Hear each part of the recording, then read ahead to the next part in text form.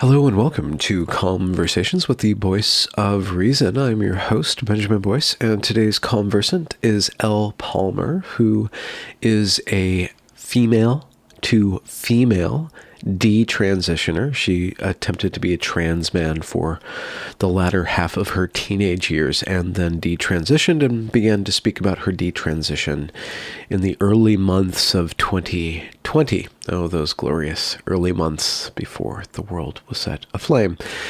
In this conversation, we catch up with her. I've been following her. She's been following me. I've never had her on my channel before. And so in this conversation, we talk a little bit about her detransition and her transition, but from a more of a distance than with other interviews of this ilk, because she's had a lot more time to process this and she's been processing it vocally. So we get a little bit deeper into the psychology, looking back at her teenage years, the influences that influenced her towards transition and then out of transition. She's a wonderful, wonderful young woman. Highly suggest you checking out her YouTube channel if you want to follow her on Twitter. Links to both Twitter and YouTube are down there in the description. Without further ado, here is Elle Palmer. 1 second. I am running a little late. I'm sorry. Scream. And then, can you hear me? Yes. Oh, there you are. Okay. Thank you about that. You can hear me? Yeah. Okay. I got swept up into birthday celebrations. Yeah, I was about to say happy birthday. Thank you. Thank you. How's it going? Pretty good. Just relaxing with the boys. That's great. What are you up to? I just got off work, so happy. Oh. It's Friday. I have one of those jobs where I can say that. It's Friday. What industry are you in?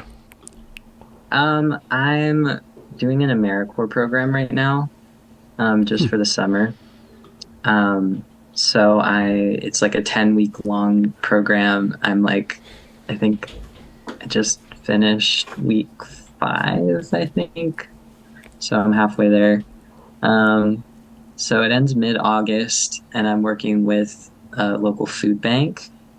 And we are doing programs where we're like distributing summer meals to kids who would normally have like a free school lunch.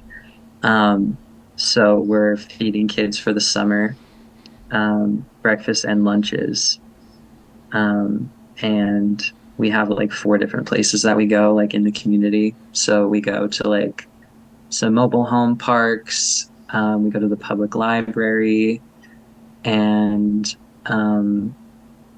there's like a little town that's kind of outside of our town. It's kind of like a rural area. So we go there and give meals to the kids that are living in the rural area. Mm-hmm. Have you done this? Is this the first time, your first time around for this? Yeah, I have never done any job like this where it's like full time and like it's like half office and half field work. So there's like a lot of paperwork involved, which I really like paperwork. Oh, really? You're a bureaucrat by like training, or by like your genetics just dictate that you just like orderliness?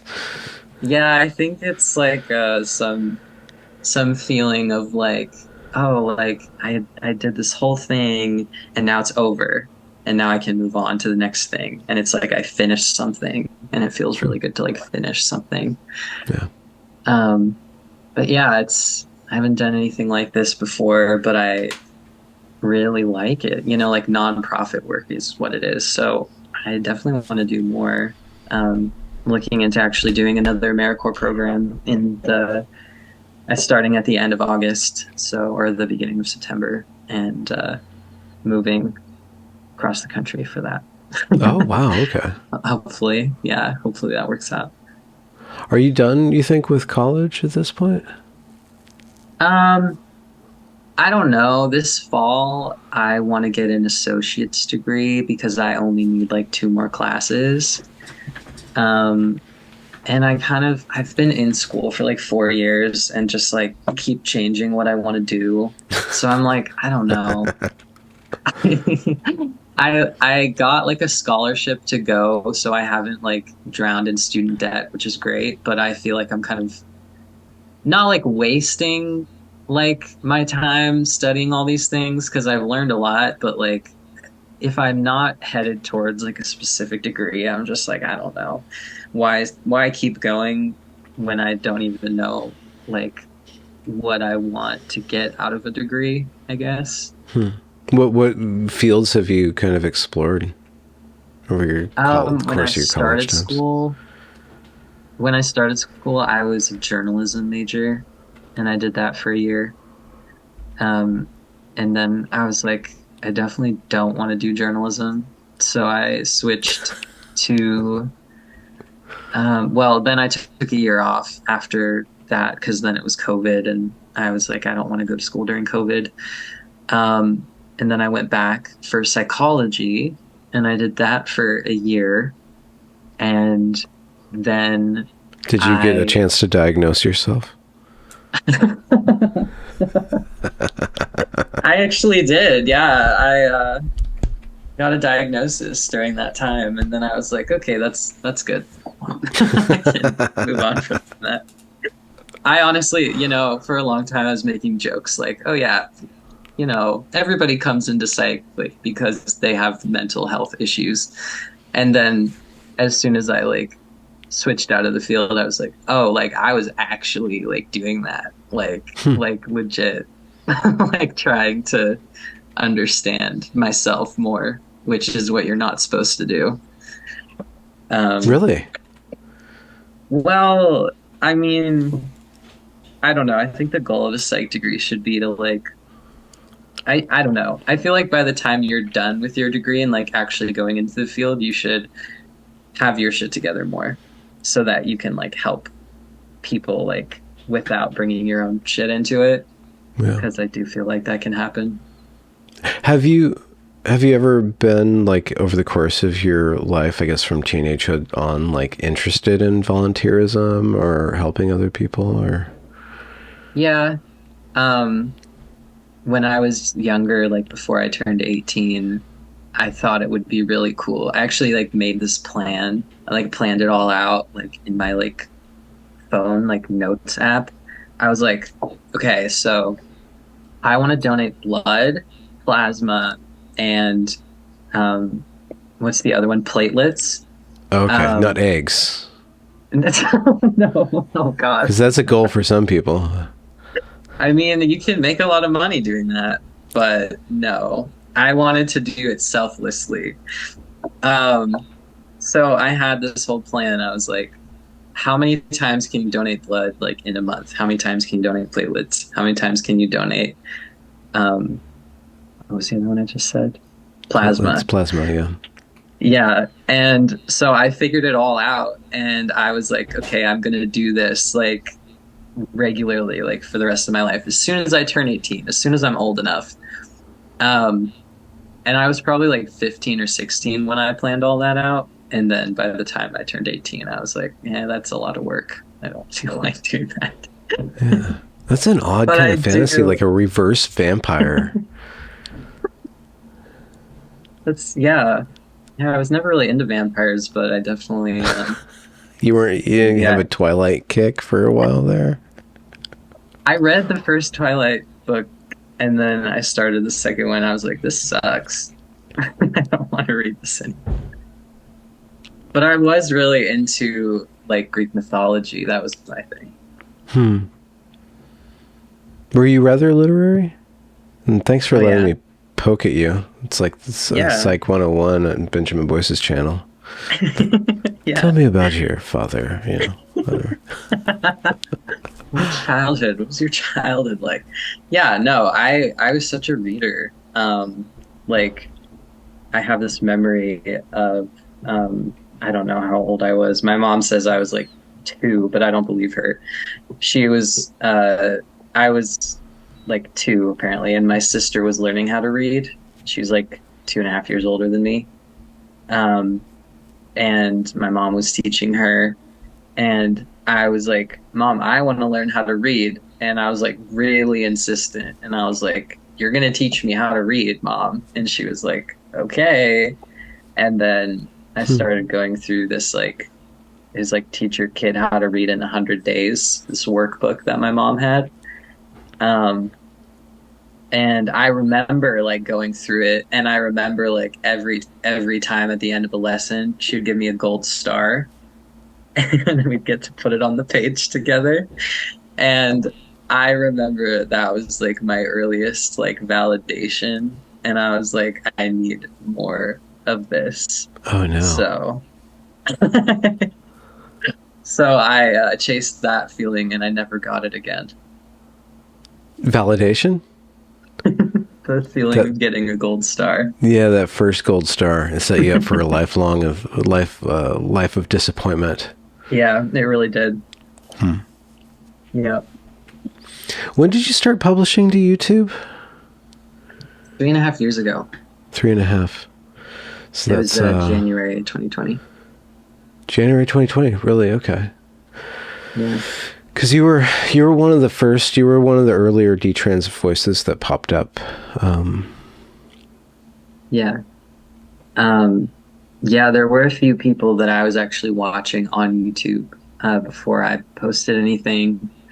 Um, I think her name was Leah or something like that. She had a hysterectomy, and I watched her videos and related to a lot of what she said. And there's somebody else. I think Laura Fleur. I don't know how to pronounce her name, but she's still around. She's on Twitter and stuff. But I watched her videos too. Um, but yeah, I only made my video to post on the Detrans subreddit, and I didn't, I just posted to YouTube because that was the only way I could post it on the subreddit. And then the responses were crazy. It just, I went viral in like less than a week, and I was like, what the fuck? Um, How old were and I you? think I was 20. Okay. Yeah. Yeah. Um, it was weird because I always wanted to be a YouTuber. It was like a Not like lifelong this dream. though. Not like this. I always imagined I would be like a daily vlogger. Oh, So it's kind of similar yeah. ish. What was it like getting attention for that? And what kind of attention did you get? Because periodically somebody will come out as a detransitioner and they'll make a splash, and sometimes increasingly it seems like over the last 6 to 8 months things are getting more and more antagonistic towards detransitioners. They Yeah. get torn apart, like KC and then Kobe, who I just had on, just torn apart. But you and Helena and a few people right in your cohort at that time, it wasn't a big enough deal. So you guys Yeah. could go kind of viral, get kind of popular, get kind of novelty without a lot of blowback. So what was kind of the reaction that you got? And then how did you deal with it? Yeah. I feel like now it's like a lot more mainstream, which is why it's so controversial. Because I feel like it's being, it's like on Fox News, and Yeah. a lot of other conservative sites are like picking it up, which is, I think, why there's such an intense reaction nowadays. But yeah, back then, um, I mean, as far as I can remember, like I was scrolling through all the comments. I made a Twitter account specifically for detransition stuff because I didn't have one. And so I was like connecting with all these people. And it was amazing. Like it was so overwhelmingly positive. Um, like the comments that I was getting, so many people were commenting like, I've never thought about this, but like I feel the same way and stuff like that, where they had gone through the transition, and they realized because of my video, because it was the first thing that they had ever been exposed to, like about detransitioning. Um, and that just blew my mind. And it was just like so cool to be able to connect with all these people. And then on Twitter, it was like completely different because I came into this community that already existed. of detransitioners that was pretty tight knit and small at the time. And I followed, everyone that I could, and everyone kind of knew each other back then. And I feel like it's grown a lot. And there's a lot of people that follow me, like respond to my tweets, and I'm sure there's even more that I just never see, but like I don't know who they are, and they're, detrans. And there's all these little pockets now, I feel like, more than just Yeah. like one big community. Um, but yeah, I mean, I know that I did get some. I think because like back then my videos were very, very carefully neutral towards the trans community, and I did that on purpose. But I also like when I started making videos, I didn't know how to feel about the trans community. Like I wasn't working through that yet. I was Hmm. working through all my own stuff. Yeah. Um, and so I focused a lot on just myself and said over and over, like, this was my experience. I'm not speaking for anyone else. Like this, just don't worry about, the rest of the implications of this. Like this is just me and my story. Um, and so I think that's why I had a lot of support, and not a lot of negativity at first. Yeah. Well, you mentioned that you got a lot of comments that people saw themselves in you or recognized things Yeah, about themselves that you were bringing to light. Was that mostly female or an even split with male and female? I would say it was Female. mostly of female, uh, trans men, um, who would tell me, or like female, even like non-binary people would say, like, oh, you have this insight that I've like never thought about. And like, a lot of my videos kind of explain like why I got to the point of thinking that I was trans and like transitioning because of, the unique experiences of being female and being, preyed upon by men, and like the unique things that girls and women go through. Hmm. And it resonated with a lot of other women, or like Yeah. females. And Was the predatory interaction with males, and answer this however politically or honestly you want to, was it severe? Was it social? Was it, did it cross the line into assault, harassment?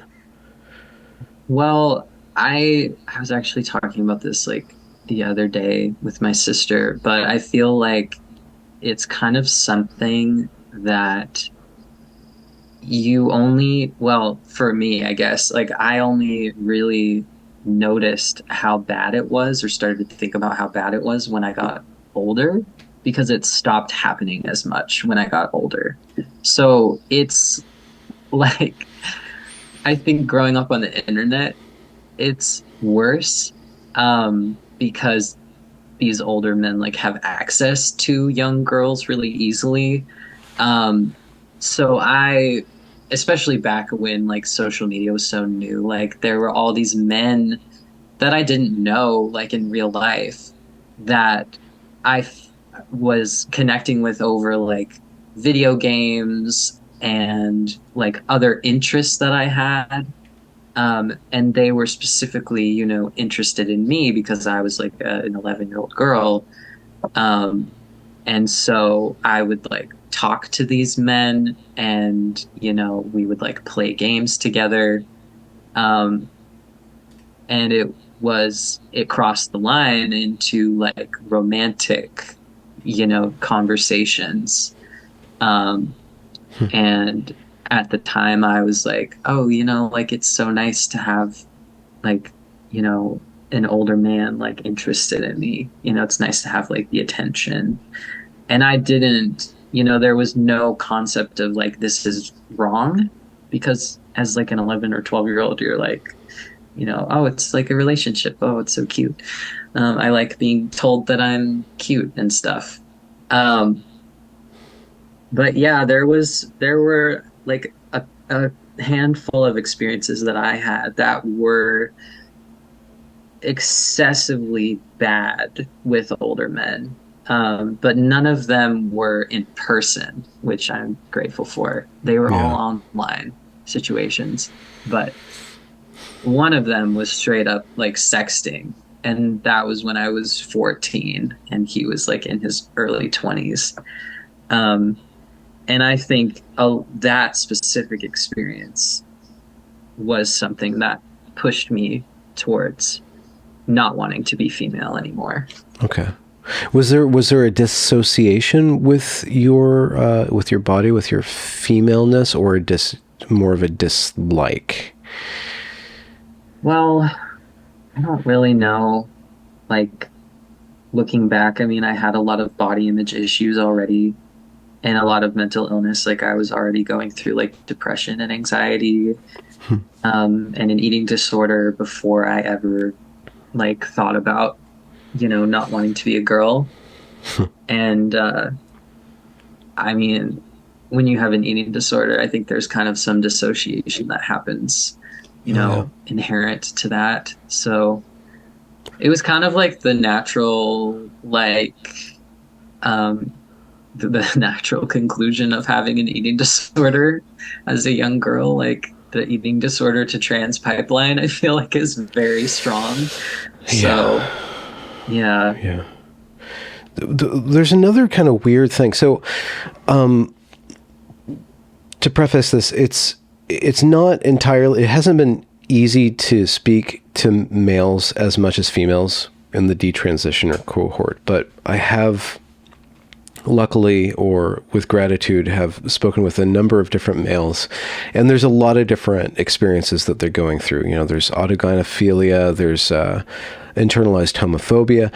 One very particular, it's I don't know how prevalent it is, and I don't know if it's something that could be researched and codified at all, but there have been males who have problematic relationships with masculinity, and part of their transition or their push towards transition is a real strong dislike with what they see as males. Males are aggressive, they're aggressors, they're painted bad in society. They internalize this kind of misandry. And one thing that you're making me think of that's just kind of quizzical is that if you're getting negative attention from males, why would you want to become that? Or maybe it's like the reverse of like a sheep in wolf's clothing. It's a sheep. Yeah, it's a sheep in wolf's clothing. If I can dress up as the male, then I won't stand out, right? And I don't know if that maps at all onto your experience, but if you are getting negative associations from males, like how would the attraction to being a male work out for you, or if you know of that pattern in the broader detrans community? yeah, I think that's a really good like thing to bring up. I feel like for me, like something that I've only recently been able to like vocalize is that like when I first entered into the trans community, I saw myself as like a trans man, and trans was the identity. It wasn't like I wasn't going towards like, I don't know, like looking back, it makes so much more sense that I identified with the trans label like the most. And I, because ultimately, when I got to the point that I was like passing flawlessly, fully, you know, people were surprised that I was trans because I like looked so much like a man. I felt so isolated. And I was like, I'm not a man. Like, this is weird. I liked being trans and I liked having that community. Um, and I really, as soon as I started to pass as a man, I wanted to stand out again. And I wanted to be like, okay, well, I'm going to be a feminine man. I'm going to like grow my hair and wear crop tops and short shorts. And I'm going to embrace this femininity that I never felt like I could embrace like as a female. Um, and then shortly after that, I was like, this is stupid. I'm going to detransition. Wow. I Yeah. was like, I don't want to be a man with a beard trying to a trans man looking, I don't know. It was just like it was all fucked up. And I was like, Well, I don't, there could yeah, be, this is a harsh word and I don't mean it to be harsh at all, but it sounds like if you are looking for to stand out, it could be kind of a shallow bid for attention, like wanting to stand out, trying to be cool and stuff. But there is also just yeah, a broader question of gender is on a kind of socio-physical level. Gender is a sexual signal. It's a signal of attractiveness. It's a signal of sexual health. It's a signal of being a mate to somebody. Gender is manifest in relationship to other people and attracting them, to being attracted to hmm, them. And so I'm yeah, wondering, if we just kind of block aside the wanting to disappear from your femaleness in order to pass away from the male gaze, if there was something that becoming masculine was attractive because it made you attractive, if there was kind of some sort of, not sexual in the core sense, but just like an expression of your desire to be desired in mm, that, and if there was a particular aesthetic there, because you do bring up that it was more about the trans man, that's kind of it sounds like that's kind of an aesthetic that you were gravitating toward. And I wonder if that yeah. aesthetic had any sort of signal that allowed you to access to intimacy or to the attraction that you could control, maybe. Hmm. I think the big thing for me was like I wanted my voice to change, and that was I didn't really care about anything else. Um, like with transitioning, I was like, as long as I don't sound like a girl, that's what I wanted.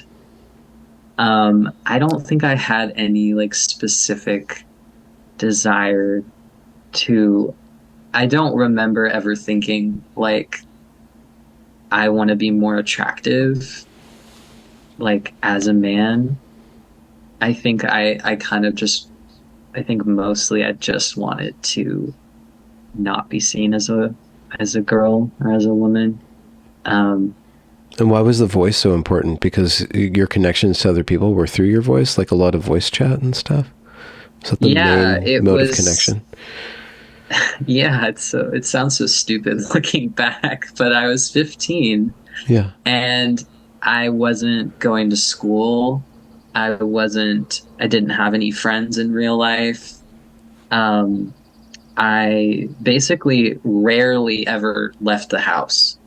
So I was on the internet like all day, all the time. And I was in the trans community on Reddit, like talking to all these people. And when I wasn't on Reddit, I was on Twitch and I was streaming on Twitch all the time. And I would stream sometimes for like 12 hours a day, just talking to people in my chat and, talking to myself mostly because I didn't have that many people watching. Hmm. But I really loved just playing video games and talking. And, uh, and back then, Twitch was actually the way that I got in contact with the man that sexted me when I was 14. And that whole situation arose because I said that I was female in his Twitch chat. And then he started to watch my streams and all of that. And so that whole thing I kind of associated like my being female with the reason that all happened. And then every time I was on Twitch and like talking to people, they'd call me a girl, they'd call me she, and as soon as they would come into my chat, a lot of the time they would make some comment like, you know, like, oh, you have like a sexy voice or something like that, just like some Hmm. because I sounded like a girl and girls don't play video games. So Yeah. it was really that simplistic back then. Well, Just like, Was there an aspect of it that maybe on some level you were thinking, they're not listening to me, they're only seeing this girl, and I want to be listened to? So, Yeah. so transition or changing your voice would be an ability to not just hide your femininity, but not have that in the way between you and other people, how they saw you. Yeah, there was such a huge disconnect. Like, I don't know, just like immediately being seen as like, oh, you're a girl, you fit into this box now that I've created in my head. And Yeah. I fucking hated that. I was like, I'm playing this video game. I'm playing it just the same as some random dude would play it. And now you're just coming into my chat and just trying to like flirt with me like while I'm playing a video game. It was ridiculous. But like leaving the Twitch community, you know, it's just thinking about how simple it was like in my head as a 15-year-old being like, this is going to solve all my problems on Twitch when I stream. It's like, Oh no. didn't think about the rest of my life. But Well, did you yeah. did you see how other female internet gamers would use male attention to get more male attention or embrace Hmm. that role? And what was it about you that set you apart from them or made you not want to go in that direction? I It's a really good question. I mean, I think back then, and probably still, I just don't pay attention. But like back then, I remember like most of the biggest female streamers were just catering to men, just like, showing off their tits on stream and using their femaleness as their like brand, and like I thought that like I was like, I don't know, I didn't want to do that. I was never comfortable with my body. I was never comfortable with um, being looked at in that way, and never really wanted to be like, I had no desire to be like a sexual human being until I was older, even until after I like started testosterone. Um, so it was just so uncomfortable to like be like, is this the only way like to be a female gamer? Like Yeah. just you have to just succumb to all the guys who, are gonna want to fuck you when they hear your voice. Like Yeah. I didn't want that.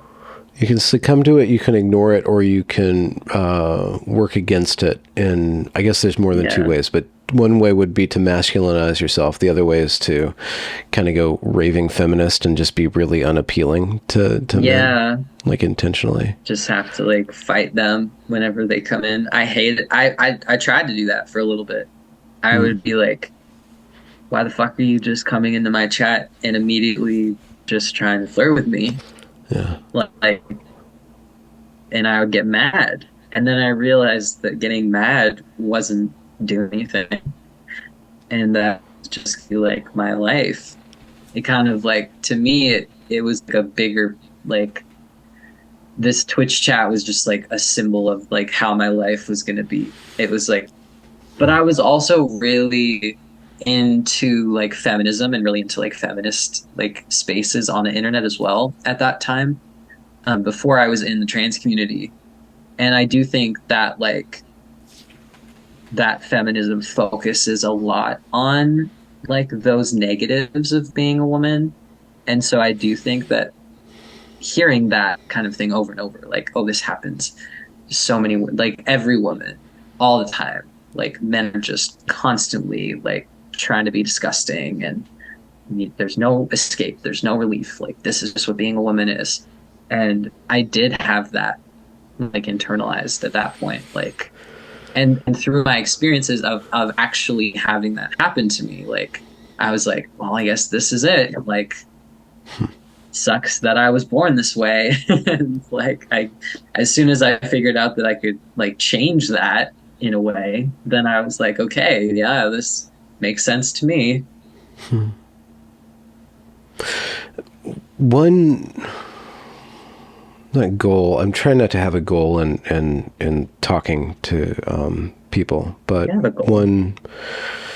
one thing that I would like for more young people to have is a sense of or a pathway toward accepting themselves as what they are and as who they are.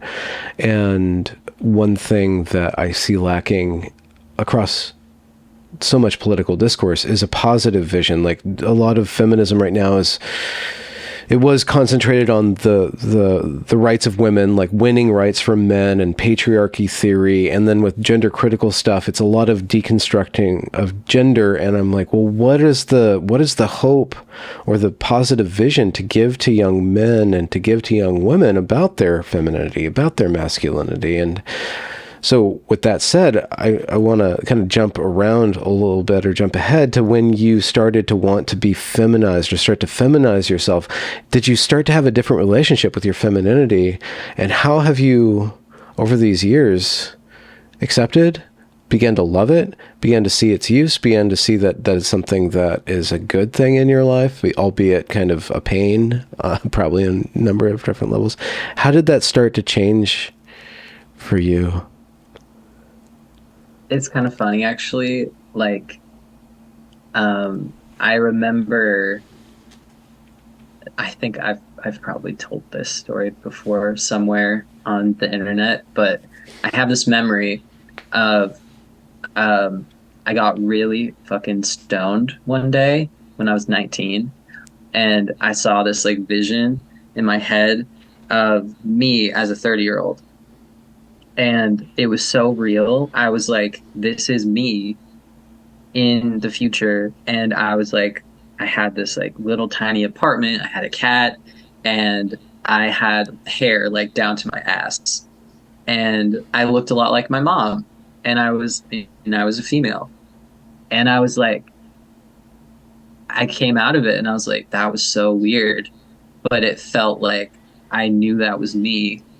And that was around the time when I was starting to accept that I like wanted to dress more femininely and like grow my hair out. And I think like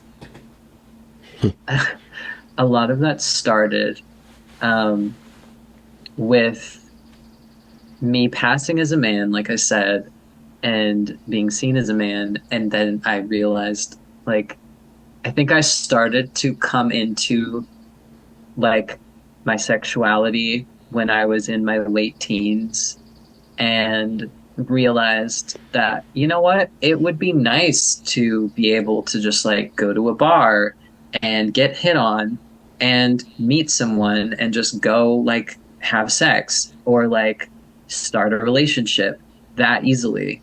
And at that point, I was like, I'm trans. It's too far gone. It's too late for me. I would have to have this conversation with anyone that I meet. And it's just complicated now. It's just too complicated for me to do that. So, but at that point, I started to think like, man, like girls have it so easy. They can just like go into a bar and get hit on, get picked up. Like at that point, I started to like want that, and it's really weird. Um, but that is when I started to like question, like, can I go back? And you know, how would I even get there? And I didn't think it was possible back then when I was having those thoughts. And I had never heard of it or anything like that. But that was the beginning, I think, of when I started to like want to be feminine and want to be like a woman. And um How long have you yeah, been on testosterone at that point?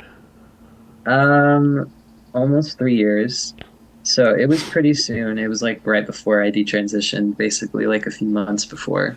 Um and yeah, I mean, since then, like I had this I've gone through like a few phases. I went through a phase where I thought I was a lesbian for like a few months. And then I kind of embraced that identity of being a little more masculine, as a woman. And then I've gone through like different like things. Like I was like, oh, I'm super trad and I'm gonna like buy all these like dresses. I'm never gonna wear pants again.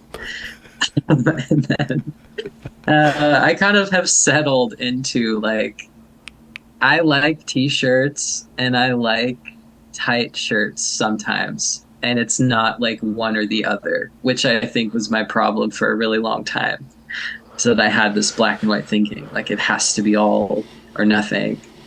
Um, and so, and I really like having long hair. I don't plan on cutting it anytime soon. And I kind of see myself getting to that vision that I had, which is, it's kind of in the back of my head, but I just really like having long hair. So I'm like, "Oh, if it happens, it happens." Or maybe I'll shave my head. Who knows? But um, yeah, it's kind of just become like, I think I kind of had to start getting out into the world of like dating and like having like sexual experiences as a woman to be able to like understand like what I wanted my femininity to look like and how I wanted other people to like perceive me. Um, and I've come to the point where I think I'm pretty comfortable with some days I wear like really baggy clothes, and some days I wear like really sexy clothes, and it just kind of depends. So, what age were you when you started the testosterone? I was 16. 16. How did it feel for you? What were the changes that it instituted? Oh my gosh. Well, I was like ecstatic. The first day of my shot, I couldn't stop smiling, and it Trans felt like, euphoria or trans oh joy? yeah, trans joy. Yeah. Well, and what is that? Oh Is my that like God. getting what you wanted? Is it like initiating some sort of profound change of your person? Yes, both of those things. It's like control. It's like ultimate control. Like when you feel out of control with everything else, this you can control. You can control your body. You can control, um, whatever like thoughts that you had that felt like, I don't know, like I had so much mental illness and I was like, this is it. This is the reason why I have all this mental illness. So now that I can control this, it's all going to be under control. And I do think that's like the case for a lot of people who transition. Um, but yeah, like, it was like I had so much to look forward to, um, once I started testosterone. It's like, I'm going to document all the changes. I'm going to like, keep track of everything. I'm going to take pictures every day. Like, I really saw it as this like monumental, like, this is going to like erase all of the bad things that have ever happened to me so that I can just get a clean slate and move on. Yeah. Was there an aspect of I don't know, like parenting yourself, or I mean, there's one aspect of controlling self, but like through the means of transition and all these tools that you're being handed and affirmation, was there a sense of like being able to take care of yourself, even though it was kind of routed through this body modification kind of track? I think that's a really like astute observation to make because uh I had to parent myself when I was, starting from like early teens. Um and I think that was definitely like something that I realized was I detransitioned a week after I moved out of my parents' house for the first time.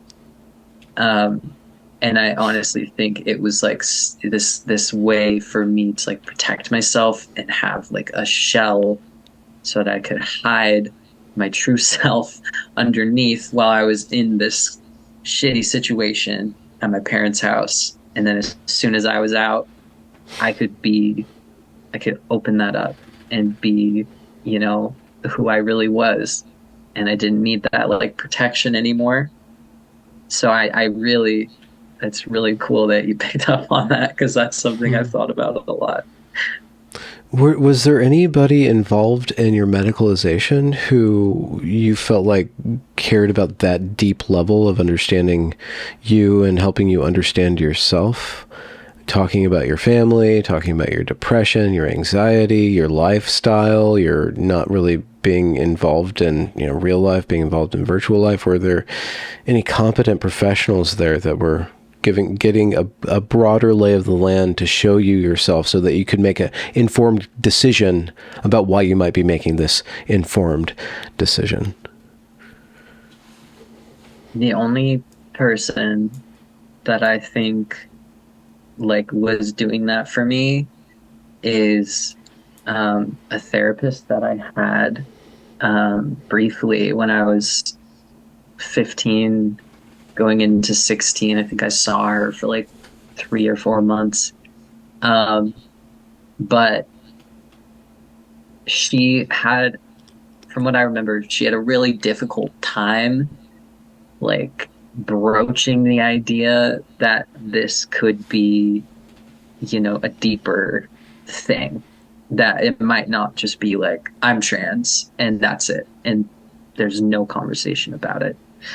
Because I do remember she tried to bring up like, let's talk about like why you're not going to school. And at that point, I did not talk about that with anyone. Like before I even started being trans, like my whole school situation was shut down. Like I did not talk about it.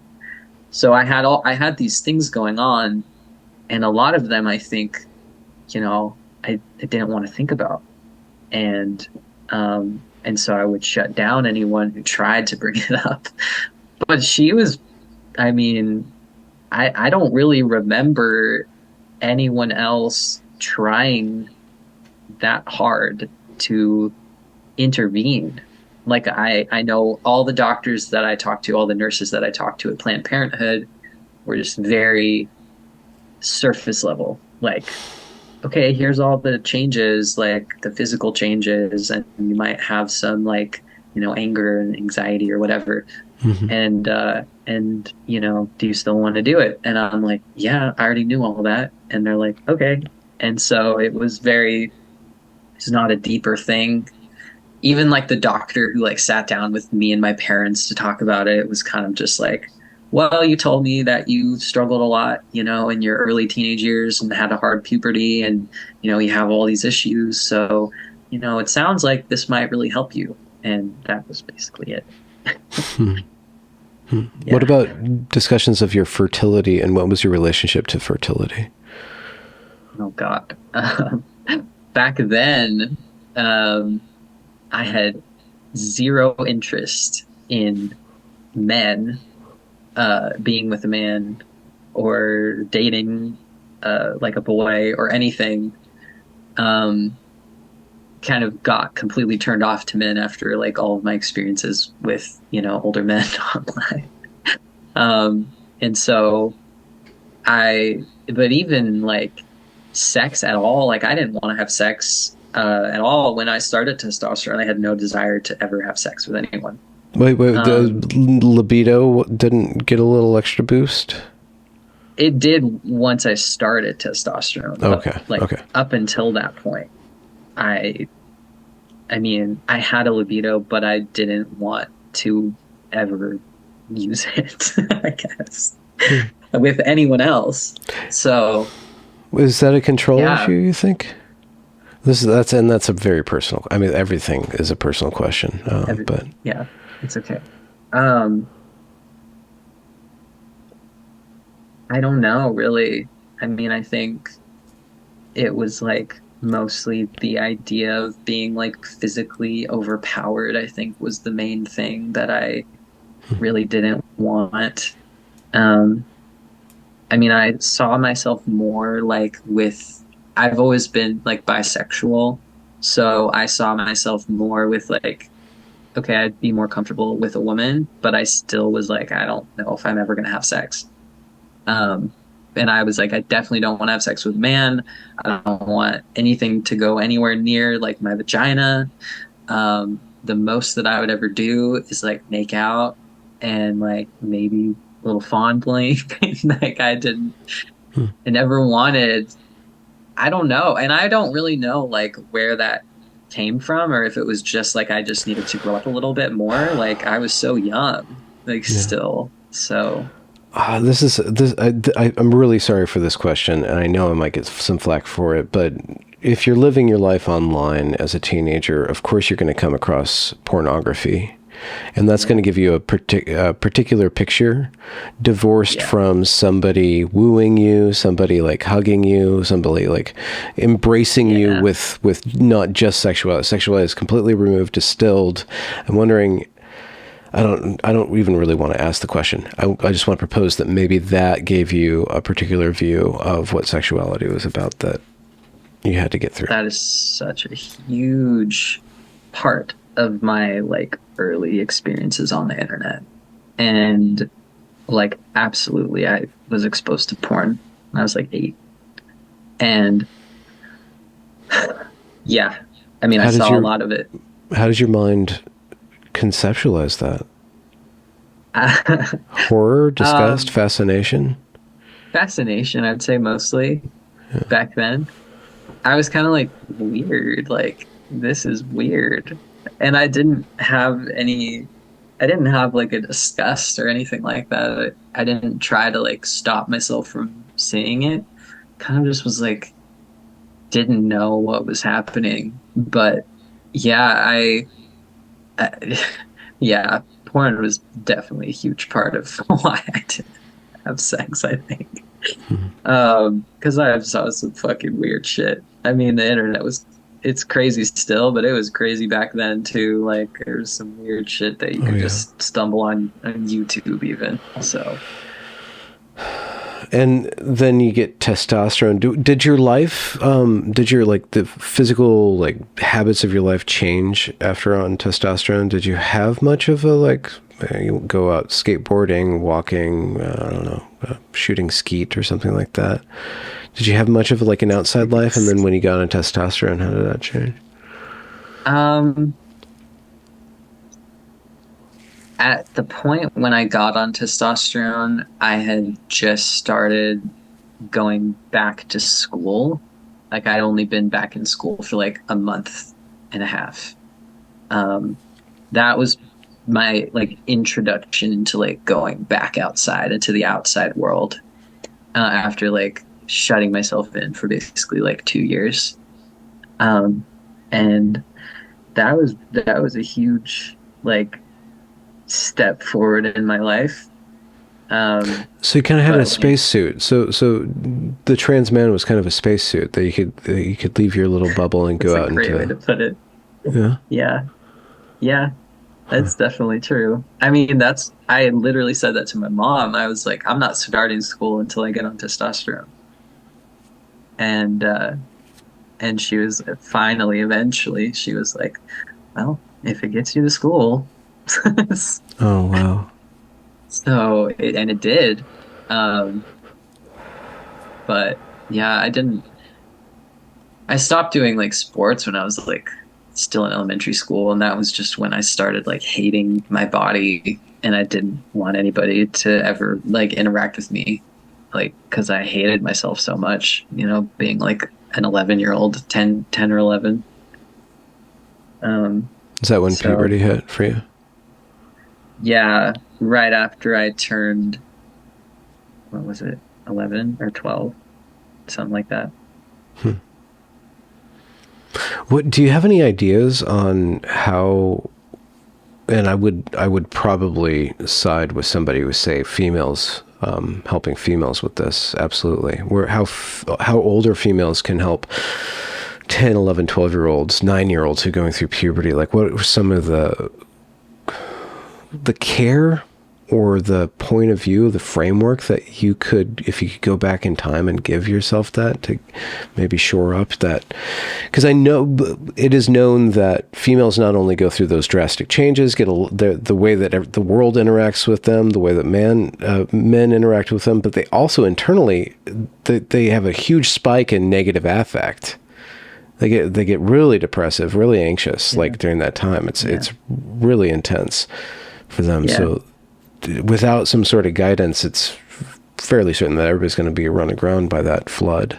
So I'm just wondering if you've thought about that and formulated some like words of wisdom. Yeah, I have thought about that, especially like now that I'm like face to face, like working with kids a lot. Um, there's this one girl that I see every day who is 13, and she's telling me like kind of, finally like opening up to me, being like, yeah, I'm going through puberty, and it's hard. And I'm like trying to think of like how to say like, yeah, it is fucking hard. Like I I think really if someone had just said to me like everything that you're going through in your mind and in your body is like okay, and it's not abnormal, and you're not like a freak, even though you feel like one, even though you feel like everybody's looking at you, everybody's like judging you, and that's I don't know. I don't want to feel like, I feel like it can be dismissive sometimes to be like, oh, that's normal, like Hmm. everybody thinks that, type of thing. But like I feel like I didn't get the validation that like going Hmm. through depression, going through like suicidality and like horrible anxiety is not abnormal in puberty. And like I wish I had felt like more like somebody like understood. Like I didn't feel like anybody understood. Like my parents didn't know what to do. Like the schools that I was going to, I was struggling so much that I just nobody knew how to like help me, and I just felt so alone. So maybe if somebody had just been like, "Hey, like I see you, like you Hmm. know, you're not alone." Like I feel like it would have helped a lot to have that. Hmm. How was your like going back to the trans man spacesuit? How was that going back into the world as a so-called trans man? Did you craft a new personality? Were you surprised by like maybe your exuberance, your extroversion, or Yeah, what did you learn about yourself? I definitely I think I used that opportunity to like become the person that I really wanted to be.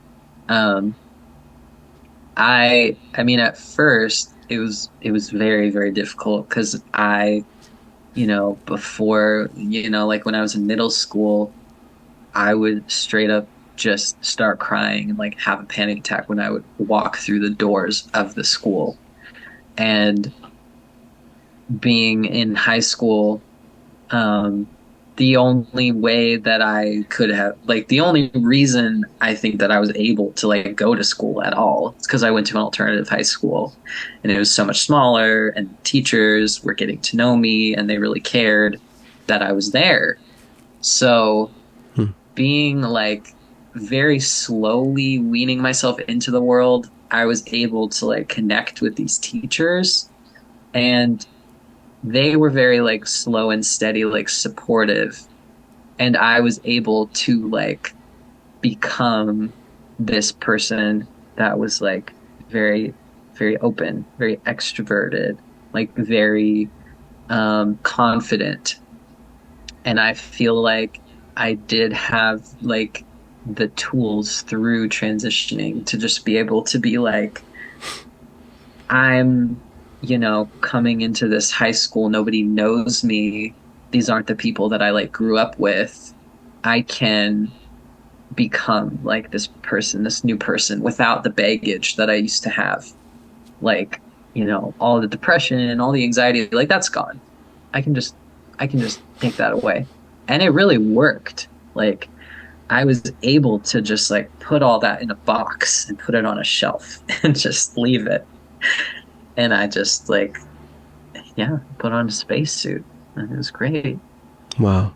What kind of Yeah. person was that person that you became? Um, well, like I said, a lot more confident.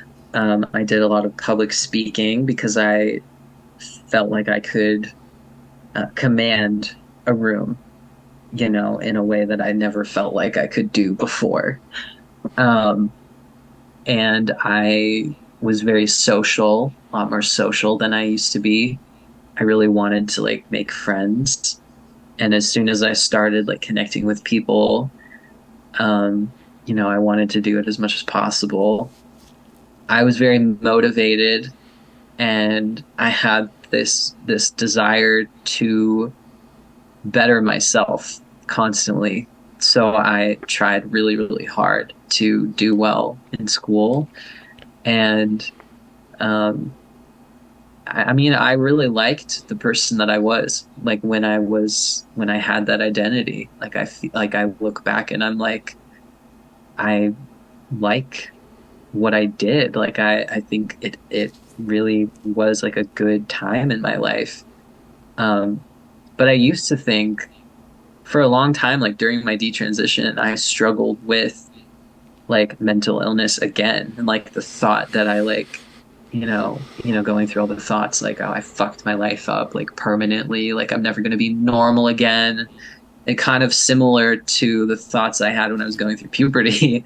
and So you got through but three I puberties: the first natural one, the second yeah, transmasculine, and the third detransition back to female. yeah, yeah, and they were all a struggle in their own way, um but I kind of have let go of this thought that I held for like years, where I was like, my life was so much better when I was a trans man. Like it was better when I was on testosterone. And like maybe I'll just never have that same like carefree attitude without having to worry. Like maybe my brain was like balanced by all of the testosterone. And, you know, I never thought about like going back on it. Like I never thought about like retransitioning, but I did for a long time think that like I functioned better on testosterone, but I've kind of let go of that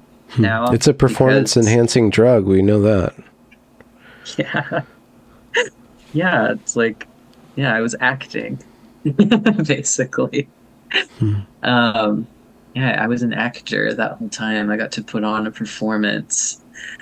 Um yeah, I don't know. Just I've changed a lot, but I think growing into adulthood is also just its own puberty, like in itself, along with all of the new estrogen that was happening. So I think it was just like I had a difficult. I'm always, I've always had a difficult time with transitions, no pun intended, but like life transitions are really hard for me, and I think that's just as simple as it comes down to. It wasn't the fact that I was like doing better on testosterone. It's just the fact that I had that like stability of going to school again, meeting people again, having connections, and all of those things were really good.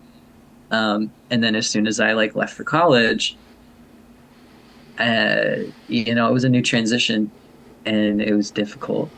Um, so I just, yeah, I think early adulthood is just hard.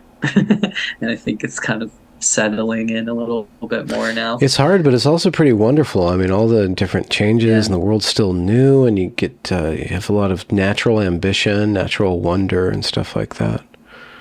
Yeah. Yeah. I feel like I could do a lot. Was there something about being detrans or being public as a detransitioner that was helpful to you, helpful in the detransition? And what were some of the pitfalls or the dangers of that public persona? Because yet again, it's yet another persona. You're Twitch Yeah. streamer, trans man, now detransitioner, right? Yeah. Yeah, it's true. Um, I kind of hate the idea of like selling a personality, like how it's kind of required.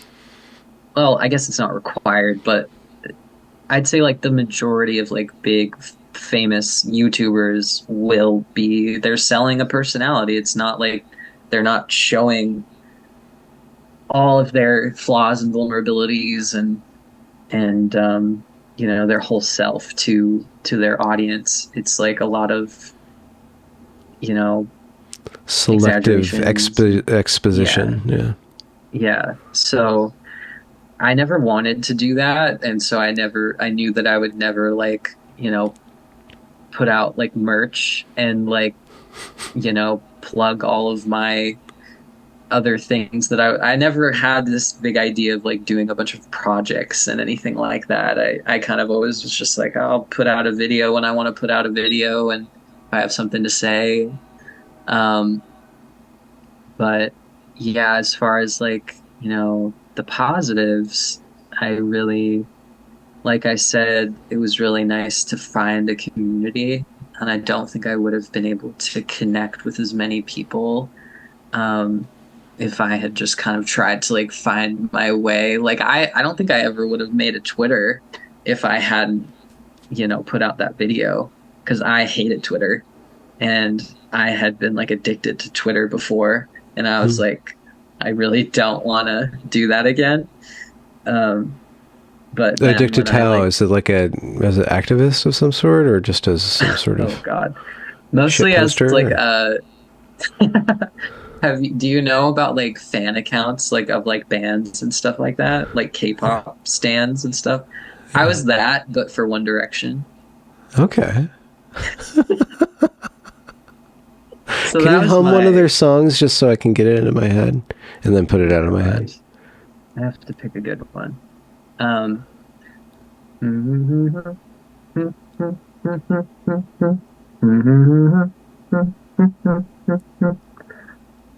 What are That's they the singing beginning about of one of there? them. That's just the intro, like melody, Okay. but it's called Everything About You, and they're like, it's everything about you, you, you. It's from their first album. That's my favorite. Huh. Yeah, classic, good times. Um, yeah, so I was like, I was obsessed with Twitter back then. I would like stay up all night on Twitter. Oh, fuck. That was like the intro to my internet addiction. Hmm. Um, but yeah, so got off Twitter after that. It stayed off for a long time. Got sober from Twitter, but um, I think you know, for a little bit, I was also addicted to it, you know, as a detransitioner because there's just so much to see, so many people to talk to. But I've gotten a handle on it again now. I'm, you know, moderation. Hmm. Um, I think some of the pitfalls are definitely seeing it become more mainstream. I think that's been really, really hard for me. Um, because it makes me feel like I don't know, almost like really defensive. Like I want people to like understand how like nuanced it is, how it's not just, you know, like words in a news article, like it's real and there's so many people going through it. Um, and that you can't just boil it down like every other thing that happens in the media. You know, you can't just like boil it down and say like, oh, it's 1% of all people who transition. It's not, it's just not that simple. Even if it And is, yeah, even if it is 1%, which that's being disputed, yeah, that 1%, there's still thousands of people that are going through a yeah, very, I don't know, traumatic and in yeah, some sense rather wonderful process of self rediscovery and acceptance. yeah, yeah. I think for me, the hardest part of like overall of being a detransitioner is kind of trying to, all the people that I meet, kind of walking on eggshells, not trying to figure out, where's their stance on the trans community, where's their stance on, how extreme are their beliefs about like LGBTQIA plus 2S, and pronouns and all that kind of thing. Like, are they non-binary? Like, it's that the whole thought process that comes in. Like, how into this are they, and can I talk about it? Because there are people that you can't even talk about it with, um, and a lot of the time I can find those people, but like just having to think about that like all the time and kind of like be like, I don't feel like I can get close to a lot of this like subset of people who are really hardcore like believers, like almost like a religion, just like can't cross their belief system. um I don't, it's hard because that happens in real life. I mean, I'm in like a small liberal college town, so it Okay. happens a lot. And you're in the Yeah. nonprofit sector too. Yeah. Yeah. Yeah. Yeah. What happens to the trans man once you put him to rest? Where does he go? Does he kind of just dissolve and you keep parts of him? That identity? Was it ever a real identity to you? Or just like, just a part, just pieces of your own experience? I do think I I kind of think of, I called myself Luke back then. I kind of think of Luke as like a separate person, but also like me. And sometimes I kind of marvel, like, I did a lot of things when I was Luke that I probably wouldn't do now. Like, I gave a speech at my high school graduation, and I don't know if I could stand in front of 1,000 people now without, Hmm. freaking the fuck out. And like, yeah, I mean, I just think it's part of like change, and I like a lot of the things about Luke, and I am glad that I've changed a lot of the things about myself since then. Like, I think I've become a lot more, obviously, like open-minded, and I think I've become a lot more like, um, I don't know, like I had all these kind of black and white views about the world, and I've been able to expand those a lot more since then. Um, and also a lot of my emotions. I feel like I have like hundreds of more emotions than I had when I was Luke, which is interesting. But yeah, Mm-hmm. What do you do I with do all like that? integrate. Um, panic attacks, not really, sometimes, but I don't know. It's like, I think it's can be very overwhelming, but I like to. I mean, I think I can express myself a lot more than I could back then. And I can understand myself a lot better with all of these different emotions that I can actually name and describe. Um, and I think I did a lot of pushing down when I was trans. A lot of like repression. So, where do you see yourself at 30 then? And what's your cat's name? My cat's name is Loki. Oh. I actually did get a cat a couple of months ago, so check Huh. that one off the list. Um, so yeah, I mean, I kind of am working towards a goal of living on the West Coast. Um, I've always wanted to move out of my home state because we get 8 months of snow, and I don't like the snow. Um, So I'd like to move somewhere where it doesn't snow. And I think I might, you know, I think I might get to that goal by the end of the year. So that's really exciting because I've never lived anywhere else.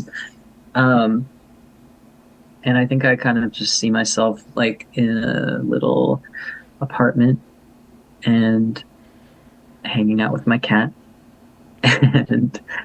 And I used to see myself as like a career gal. Like I was like, oh, I'm gonna be a lawyer, but I don't think I'm gonna be a lawyer. Um, Probably just hanging out, chilling, and doing something that makes me feel fulfilled. That's not necessarily like demanding enough to like bring home. I like jobs like that. Mm. Yeah. But one day I really want to own like a plot of land in some like remote area and have a garden and maybe a couple chickens and live near a forest so that I can go pick mushrooms. That's my goal.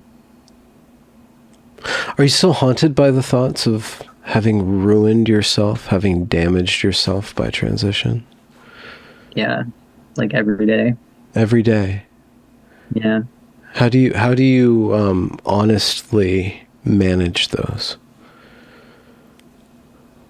Some days it's harder than others. Um, some days I just cry for hours.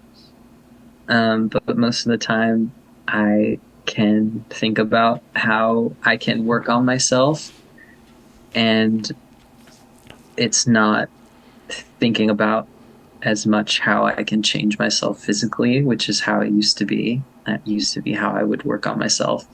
Hmm. Now I am doing a lot of mental growth and working on, um, therapy and just kind of figuring out how I can, get to a healthier mindset because I know that that's something that I've always struggled with. So, Hmm.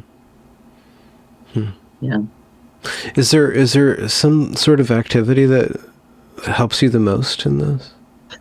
Yeah, I love being in nature Yeah. and walking around in there's a lot of forests that are just like right outside the city that I live in. It's like you can go out of town and be in a forest like 10 minutes. So I love to do that. It's like my favorite thing to do when the weather's warm. Um, it's really like I could spend hours just like walking around and like looking for mushrooms and stuff and berries and slime molds and just forget everything. It's like especially if I don't have to talk to anyone. I Huh. think a lot of the times, like as soon as I have to talk to someone, I'm like, oh, I sound like this, and that's hard. Um, but Is that what it's sticks? Is kind that of what sticks? Because you said mm, earlier that that's what you wanted most, and yeah, that's now what returns to you. yeah, yeah. Yeah. It's like nothing else really. It's that's the only thing. Hmm. Is there Yeah. is there yet? Have you come across physical therapies for that? Yeah, I'm seeing a speech therapist um off and on like for the past couple of months. Um and I've done, I've told her like my story and so she knows that I'm like a detransitioner. She normally helps, like trans women. But she's been really great with like being like, I've never met like a detransitioner and like this is cool. We get to like discover, what your voice can do. And it's been fun. Like it's at first I was just really like humiliated and it felt really vulnerable. And I was like, all I could think about was like, I did this to myself. Like I made my life harder. Like, um, it's my fault that I didn't have to do this. And is that Um, is that because of the aesthetic sound of it, or like there's a physical pain involved in it, or it's just the fact that I like sound the way that I do. It's not, there's no pain. Sometimes my voice gets like tired if I talk for a long time. Like right now, it's yeah. like it gets hoarse easier. But um, no, it's just like whenever I'm like literally talking to anyone like in public, I just think as soon as I'm talking, I'm like, oh, like I sound like this. And but doing voice training so far, like as soon as I started to get like more comfortable with, you know, being vulnerable about my voice in front of someone else, it was like it's been like empowering to be like I can do like cool things with my voice. Like, it's not just something that I like am like ashamed of, like, don't want anyone to see. It's like I can like not even necessarily that I think I'm gonna be able to like change it. Like I think at this point right now, I'm just kind of like happy that I can um listen to all the things that I can do. Like it just feels good.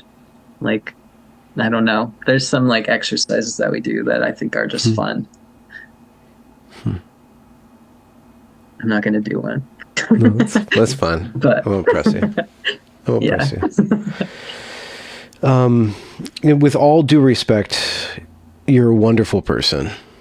I don't know if you've heard that, if you want to hear that, but you have a lot going on, and I know that like there's roadblocks to you seeing that, and maybe seeing that isn't necessarily good for all of us all the time, but you really have a light, and I think that's what people respond to a lot. That's really nice. Thank you. Yeah. So your voice is appreciated. That's nice. Do you think about writing or doing any kind of production in that direction? I really like writing. It's something that I've always done. Like also, um, reading and writing for me, they kind of go hand in hand, but it's really hard for me to sit down and write. And I don't know if I could force myself to like write anything substantial. I mean, I could do maybe some blog posts, but I don't know. It would be cool to like write a book. Like that's something I've thought about. What would it be about? And well, I think I could write about my life and fill up a book, like just about like my whole life, like a memoir. But um, maybe I'll wait like 15 years until I can like be like, now I'm looking back, and this is all of the things that I've done since all the hard times, Yeah. and I can tie it all together instead of being like, well, we just got through it. Let's see what happens. I don't know. I think both perspectives are interesting though. I like to look at all the stuff that I do and like put out into the world as like little time capsules. So like every single video that I've ever made is just like a little, snapshot of everything that I was thinking and feeling at the time. And I want to do that more because I feel like it's really cool to be able to like look back on the video from like 2 years ago and be like, oh yeah, like I don't think about any of that stuff anymore, but back then it was a really big deal. Yeah. And then I can, get some perspective, which is nice. Yeah. Do you have any intention this summer in the next few months to produce anything like that, or Maybe here and there, just you're just gonna enjoy your whatever job, feeding kids? Yeah. Past, couple weeks, I've made more content than I've made in the last 2 years. So that's good. Do you know why? Just that the bug got you? I mostly get inspired by Twitter because stuff that I see on Twitter really makes me want to talk to an audience and be like, what the fuck? But like, yeah, which is a good thing about Twitter that I like, that I can kind of formulate some idea and then it just kind of runs away when I start making the video, which I like to do. So maybe I'll start seeing more. I don't know. I always write down all these ideas like in my notes app. Like for the past 2 years, I've probably written down like, I don't know, like 50 video ideas, maybe even more. I don't know, that I've just never made. And maybe I'll start making some of those because that would be kind of fun. Just like go through all these old notes that I've written down and be like, I could make something out of this. And are you involved in the detrans community now? And have you seen promising changes aside from it kind of blowing up? But have you seen more resources coming to bear? And if any new detransitioners or trans people who are thinking about detransition come across this, if you can point them to resources that you find particularly valuable and resilient, like maybe apolitical or apolitical-ish, that have been really useful for you.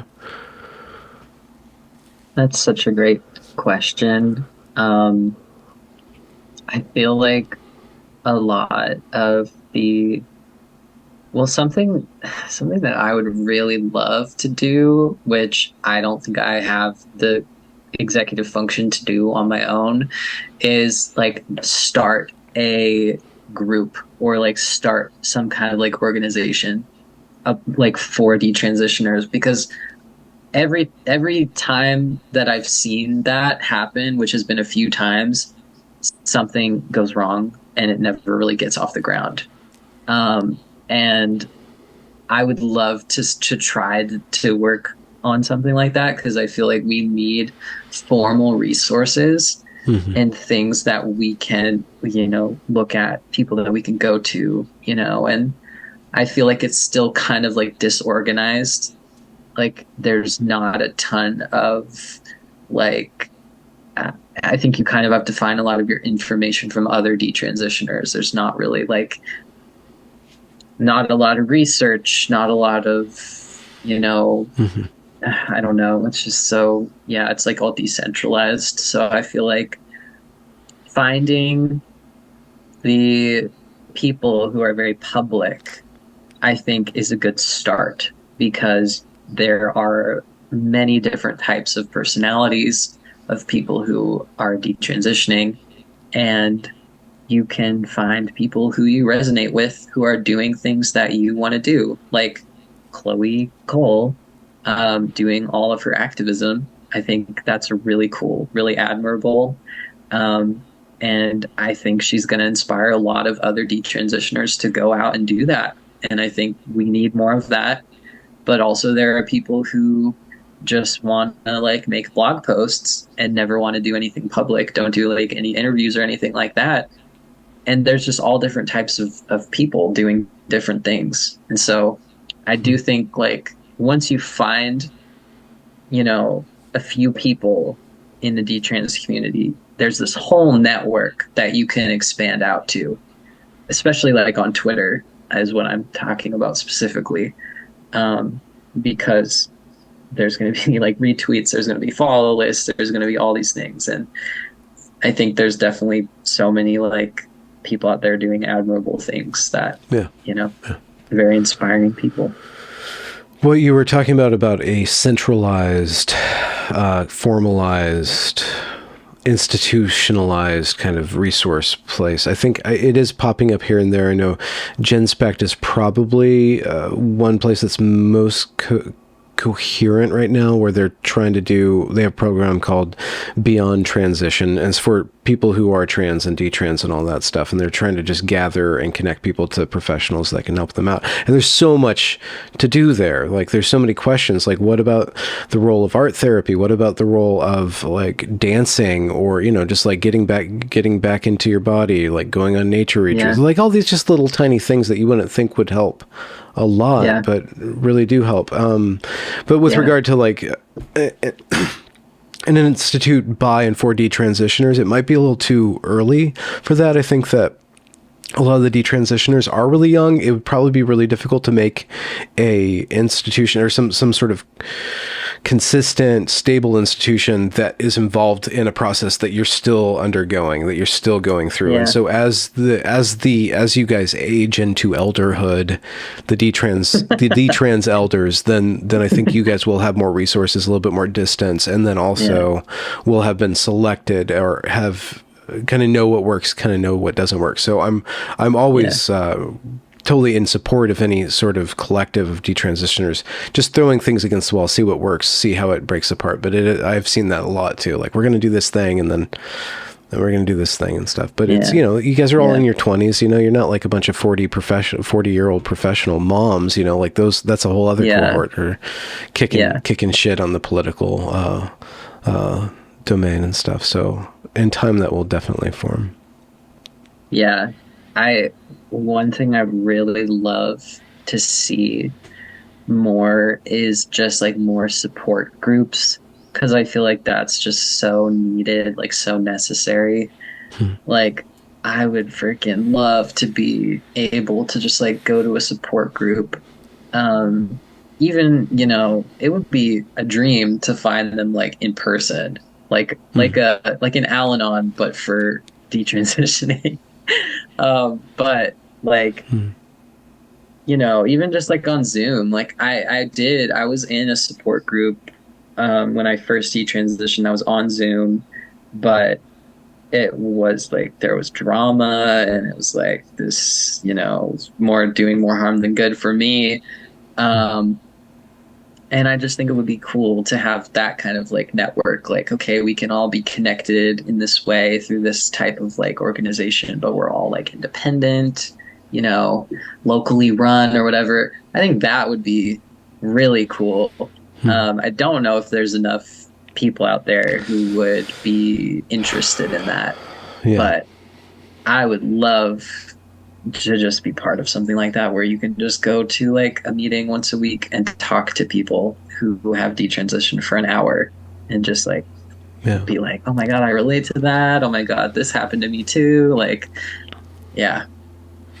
It would be kind of a mixed blessing that there'd be that many detransitioners out there, that you'd have all these, you know, groups of 20 people in every major city, or 100 people in every major city. But I don't see it not happening at some point. I think the levels of regret are going to continue to go up, especially with the lack of safeguarding. Yeah, I agree. I don't want to make you talk too long. We've gone long. I should have asked this question earlier, but I'm just curious, since I have you on the line. What about like your negative feelings towards the professionals? Like, how have you dealt with that, and where are you at with that? Well, I've definitely gone through like, you know, ups and downs. Like, for a long time, I was like, it's all their fault. Like, why didn't anybody stop me? You know, like, why is this happening? Why did this happen to me? You know, it's like, it's hard to be so angry and so just like, you just feel powerless. And I mean, I still feel like that, like a lot of the time. Like, you know, my biggest my biggest thing that I have now is like, we should not let kids transition, like, at all. Like, that's my opinion on it. But like, for me, you know, going through my experience, like, I can't be holding on to all of that bitterness, because it doesn't feel good. It's not serving any purpose. Like, I just want to like be able to like let go and be like, I just don't want this to happen to anyone else to get to this point. But it already happened to me. What's your source of, I guess, grace, forgiveness, and the strength to let go? Time, and going through other things that I've had to forgive myself for. Yeah. Kind of just being a person then? Yeah. Yeah. Do you have any vacations plans this summer? Anything awesome that you're looking forward to? Oh my God. Well, once I'm done working in mid-August, like I'm either gonna go camping for like 2 weeks or move. Oh, And maybe yeah. I'll camp when I move. That would be fun. Either way, very exciting. I have like a bunch of job interviews next week, so hopefully I In the get new one of place? them. Yeah, either Portland or Seattle. Oh, wow. Okay. Well, you'll be Yeah, in my neck of the woods. yeah, It's pretty great here. yeah. We don't have snow, but we do have rain. We have a little bit of snow, I but love rain. okay. Yeah. I'm obsessed with rain. Okay. Make sure you're a rain positive person before Yeah, committing. Yeah. yeah, I Yeah. am. Well, rain brings mushrooms, and I'm like very into mushrooms. What's that So called? Like a shroom head? A myceliac? Like, what do you guys call yourselves? it's silly. Oh, I like that. I think I'm gonna start using that. Just don't get it tattooed, please. I guess if you do, then credit me, please. Okay, yeah. I'll just get it right above the mushroom. Just nice. Why shrooms? What's so My fascinating about celiac them? disease. Yeah. Um, that's a great question. Actually, so I grew my own mushrooms last year. Hmm. And I got so like I you have to learn like how they work to be able to grow them.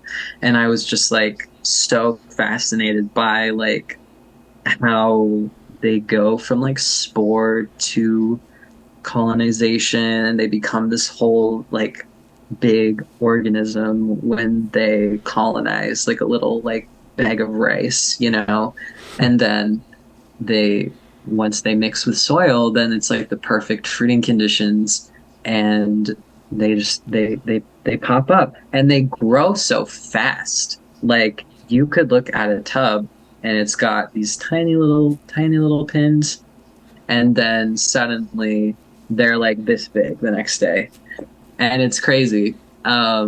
It's really cool. It was really cool to like watch that happen. And I don't grow my own mushrooms anymore, but I like to go find them, and it's really cool to be able to just find, I don't know, because they're everywhere. So it's like anywhere you go, if you just like crouch down in like a forest and spend a few minutes just like looking around this one little area, you're gonna find little mushrooms. And it's really cool. They're just, I just really like that you can fully like immerse yourself in nature Hmm. when you just crouch down and like take a minute and just like look around you. They're very varied It's too, so you get to learn about all the different kinds and know if it's going to There's kill so you many. or turn you into a goddess of like infinite fruitfulness or something like that for an Yeah, it's like afternoon. your third eye can open if you pick the right one. Um, yeah, I've actually eaten two of the mushrooms that I've foraged here in my hometown.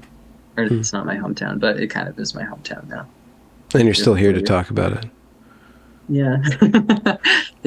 One of them was really good. It's like the best mushroom I've ever had, like better than store bought.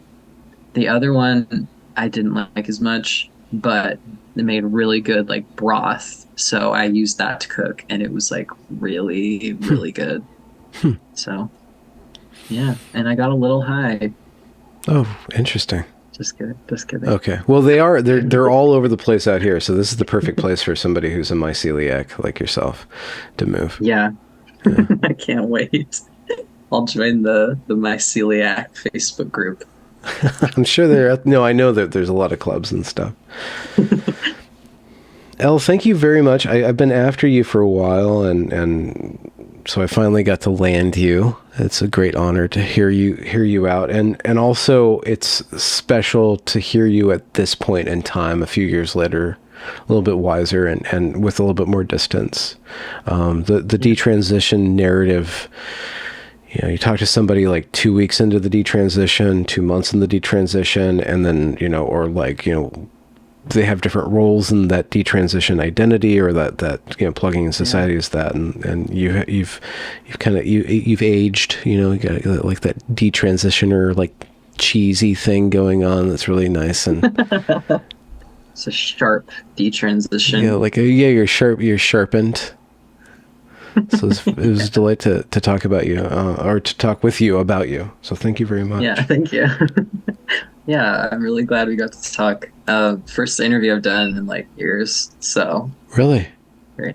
Yeah, I feel good. I'm glad. Oh, good. Good. I'm glad to share you with my audience. So I will Yeah, end the recording. awesome. Oh, no, this one right here, and